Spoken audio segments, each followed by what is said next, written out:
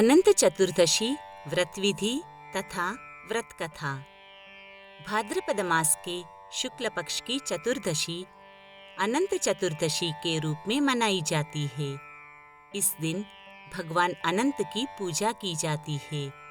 इस दिन महिलाएं सौभाग्य की रक्षा एवं सुख और ऐश्वर्य की प्राप्ति के लिए व्रत एवं उपवास करती है। व्रती महिला को अनंत चतुर्दशी के दिन प्रातः काल व्रत एवं उपवास का संकल्प करना चाहिए। उसे भगवान विष्णु की पूजा करनी चाहिए। भगवान विष्णु के समक्ष 14 ग्रंथि युक्त अनंत सूत्र को रखकर भगवान विष्णु के साथ ही उसकी भी पूजा करनी चाहिए। पूजा में रोली, मोली, चंदन, पुष्प, अगर, धूप, दीप, नैवेद्य आदि का प्रयोग करें और प्रत्येक को समर्पित करते समय ओम अनंताय नमः मंत्र का उच्चारण करें।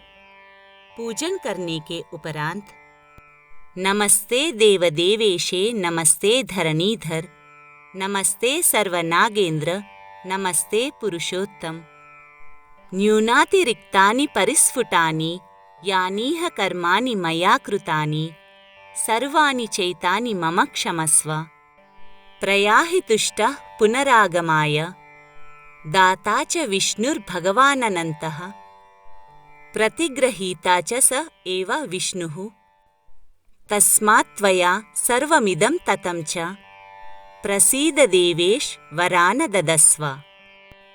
इस श्लोक का पाठ करें। प्रार्थना के पश्चात अनंत चतुर्दशी व्रत कथा का श्रवण करें। उसके उपरांत रक्षा सूत्र को पुरुष दाएं हाथ में और महिलाएं बाएं हाथ में बांध ले। बांधते समय अनंत संसार महासमुद्रे मग्नान समभ्युद्धर वासुदेव, अनंत रूपे विनियोजितात्मा ह्यनंत रूपाय नमो नमस्ते, इस मंत्र का उच्चारण करें। उसके पश्चात ब्राह्मण को दान करके या भोजन करवाकर स्वयं भोजन ग्रहण करें। इस दिन नमक रहित भोजन करना चाहिए। अनंत चतुर्दशी व्रत कथा।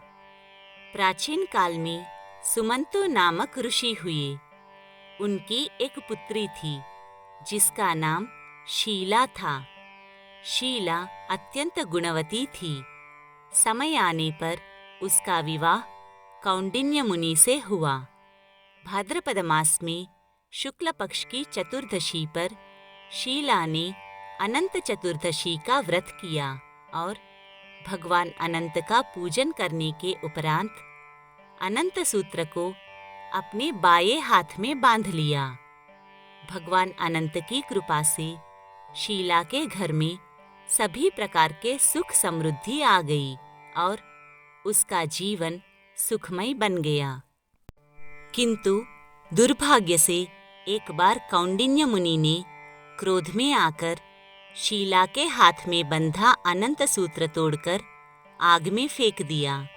इससे उनके दिन भी फिर गए।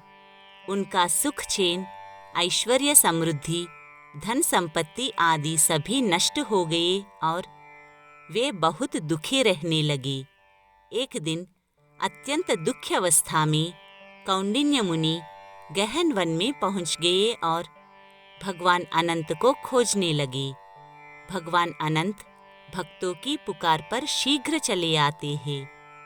कौंडिन्य मुनि की हृदय से की गई पुकार को वे भला कैसे टाल सकते थे। उन्होंने वृद्ध ब्राह्मण का रूप धारण करके कौंडिन्य मुनि को दर्शन दिए और उनसे अनंत व्रत करने को कहा।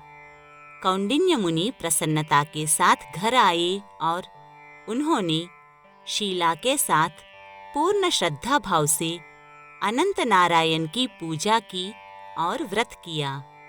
अनंत व्रत के प्रभाव से उनके अच्छे दिन पुनः आ गए और उन्होंने सुखमय जीवन व्यतीत किया।